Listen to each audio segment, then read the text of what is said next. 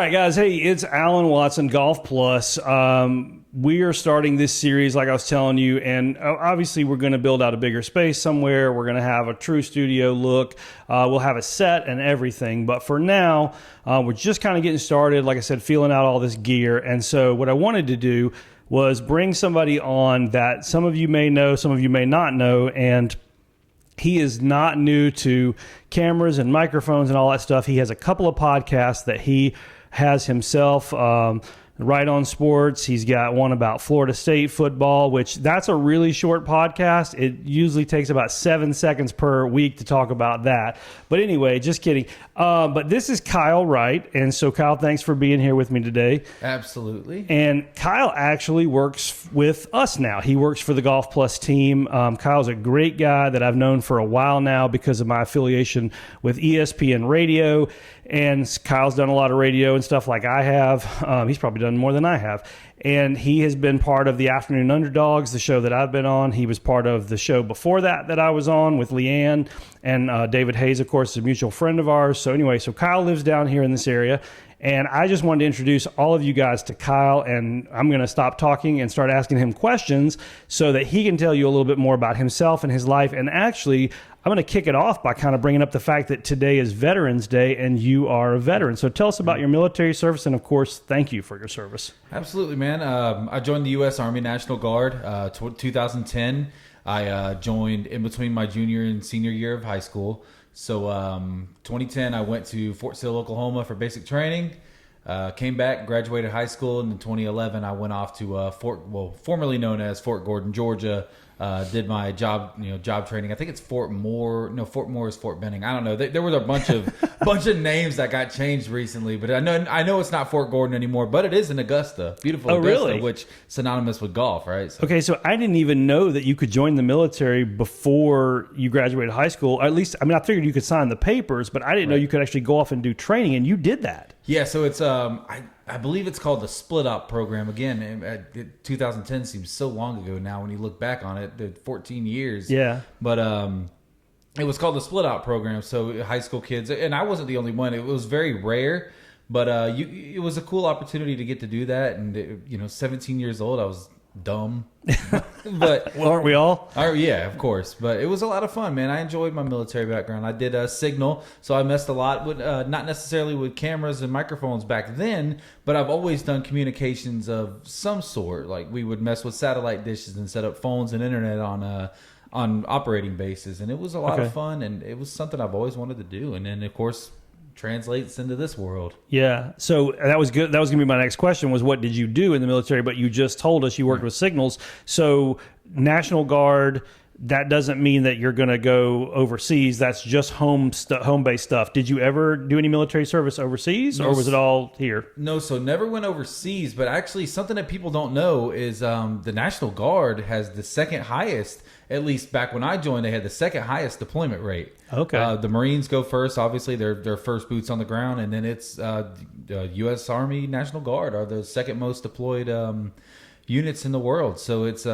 it was a Call of Duty. Never got to go overseas. Did a ton of stuff stateside, all over the country, but never. We were a phone call away from going to Kuwait, but our battalion commander, I guess, missed the call.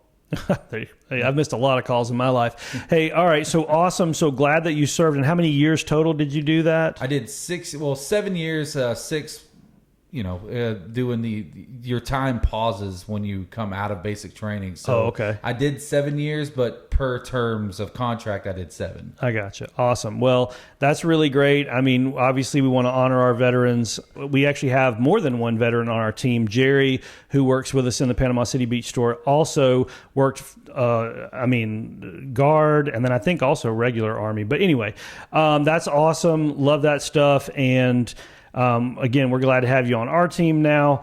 And so, obviously, what I've told you that I need you to do to help Golf Plus, but why don't you tell everybody kind of what you're thinking you're going to be doing and also what you're looking forward to and maybe what you're going to bring to it that maybe we haven't had in the past. I think that last one that you said is really something that I I can see myself being a major part of, right? Being able to, like, because you guys obviously have the way you operate, you guys, and it's essentially flawless from what I've seen so far. I don't know a lot about the source material yet, but I know a lot about golf. A lot of what you think you know about golf, at least when you come in with the entry level knowledge and you're like, okay, I got this. But that's a whole different story.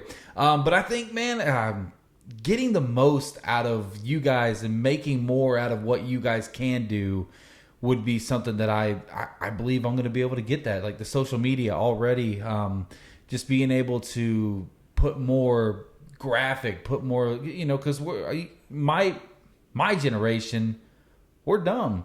Like information is boring to us. So if you want our attention, you got to have the shiny lights. You got to have the, like when you walk into Disney World, like everybody's eyes, you can go to the map, but our generation, we go, oh, the castle, right? Love the castle. We were there last week, and you're 100% right. Yeah, you mentioned Disney, and between, I know for me personally, between streaming services and theme parks and video games and all these things that either you grew up on or you experienced as you got older. And I mean, when I say you, I just mean everybody, right? I mean, when I was growing up, video games looked like dog crap, and theme parks were, they were pretty cool. But now when you go and you do a ride like Rise of the Resistance at Galaxy's Edge at Disney's Hollywood Studios, or you see a new video game, Call of Duty 6, Black Ops 6 or whatever's coming out, and you think back to 20 years ago or 15 years ago or 30 years ago, things have changed so much. And so exactly, that's why I need somebody like you that's a little bit younger than me, has a little bit different perspective, and has some similar experiences, but some different. And then that's where we can kind of help try to grow what we do. And we're doing that for you guys and girls out there because, we know that content is something that people are just consuming hours of a day. We want to get ourselves out in front of you. I mean, I'm just going to be unabashed and say that. Like, we're not even joking. I didn't get all this equipment and hire people and do all this stuff just so I can sit in my golf shop all day long and wait for people to come to us. Now, that does happen, and we really appreciate that. But ultimately, the goal is to grow the brand globally and to have a way for people to say, hey, I don't know those guys. I live in Illinois, but I want to shop with them anyway through the internet or whatever, right? And that was going to be a part of what I was going to say there is like taking Golf Plus and like we're turning that from a retail store into a brand. So Golf Plus is going to that's our ultimate goal. That's at least in my mind, I have a pyramid of goals because obviously we were going through a lot of stuff over at the shop today. So one of my goals is obviously to learn a lot more there. But the ultimate goal for me, for us, and for you is to take Golf Plus and instead of having that as a retail store, a repair shop, a fittings, everything, you can do everything at Golf Plus, but having that more than just a location. And now we have a brand. Now we have content where we have eventually this can grow into things where you have training videos, you have all kinds of different things. And I think that's the world that we live in now. Content, everything is content driven. And you can get most of your sales eventually could come online if the local thing is struggling in some cases. So it's about having different outlets, and it's about creating and maximizing. Yeah, absolutely. And so let's talk about content, but let's get away from our content for a minute and let's talk about you as Kyle. So when you're at home and you're consuming content, let's since we're in the golf realm, let's talk about golf. So are there any content creators, any of those groups out there, or any of those single guys that you follow or that you like to see what they're out there creating? Oh man, I really enjoy what Bryson has been doing with the Under 50 Challenge. Those have been a lot of fun to watch. Who are the guys that go with Live a lot? We just talked about them the other day. The Country Club Adjacent. Country Club Adjacent, yeah, awesome. Hilarious. St. Andre Golf, those guys are hilarious as well. So I do lean more into the comedy. I haven't ventured too much into the knowledge portion of golf YouTube, Twitter, TikTok, all that stuff. But I mean, that's going to be a big part of my growth here is kind Yeah. of trying to find some more guys. But those are, I think, my favorites because I'm somebody that likes golf. I actually have a St. Andre's hat somewhere.